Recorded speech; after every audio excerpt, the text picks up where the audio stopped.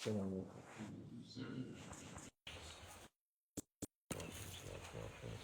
Selamun aleyküm. Madad ya Resul, madad ya Sadat, ashab Resul. Madad ya Meşayih Resul, maşallah fazla Hasan Şeyh Muhammed'dan. Tarikatuna as-suhba vel hayru fil cemiyye.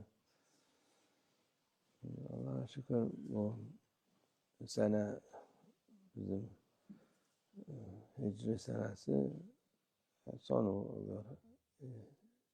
Ve yılbaşı dedikleri bizim bu vakittir. Hicri olarak. Onun hesabı olur. İslam'ın takvimde ona göre bütün ibadetlerimiz ona göre yapılır. Onun için bu mübarek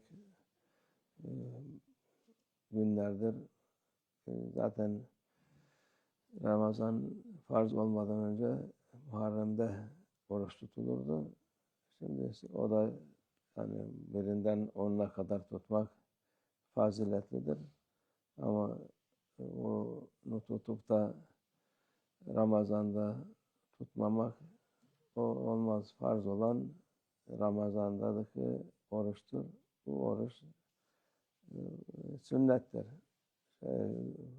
9-10'u da Peygamber Efendimiz sallallahu aleyhi ve sellem'in yani muhakkak yapacağım diye söylediği şeydir. Peygamber Efendimiz sallallahu aleyhi ve sellem bu mübarek sene inşallah galiba pazartesi, evet, salım tam şey yapamadık. Tabi aya bakılır. Şimdi ay artık bakan yok. Nereden çıktı, nereden battı bilen insan yok.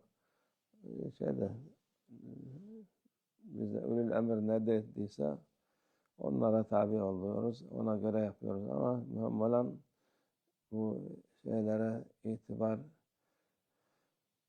göstermek, başka lüzumsuz şeylere insanlar itibar eder. Şöyle yapacağız yıl başında, böyle yapacağız yıl başında. O hiç kıymeti olmayan bir vakti kıymetli yaparlar. Bütün ne kadar varsa günah o gece işlerler. Bu gece de bu şimdiki hicri olarak yılbaşı olan onda duayla namazdan şey yapmak lazım, hatırlamak lazım.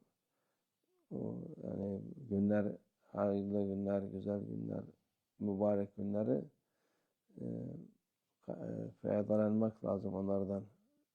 Onları unutmamak lazım. Her şey ahireti hatırlatan, Allah Azze ve Celle hatırlatan, Peygamber Efendimiz sallallahu aleyhi ve sellem'i hatırlatan şeyleri tazim etmek lazım, hürmet etmek lazım. Tabi bu hicri olarak demek Peygamber Efendimiz'in hicretidir. Mekke'den Medine-i Münevvere'ye hicreti o İslam tarihinin en büyük olaylarından biridir.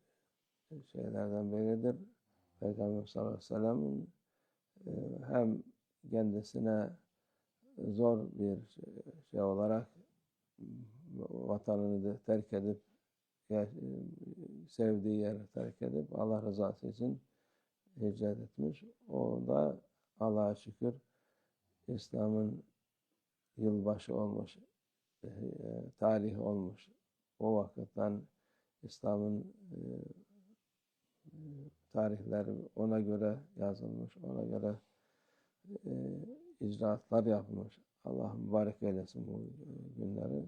İnşallah gene de nice daha güzel senelere nasip olsun.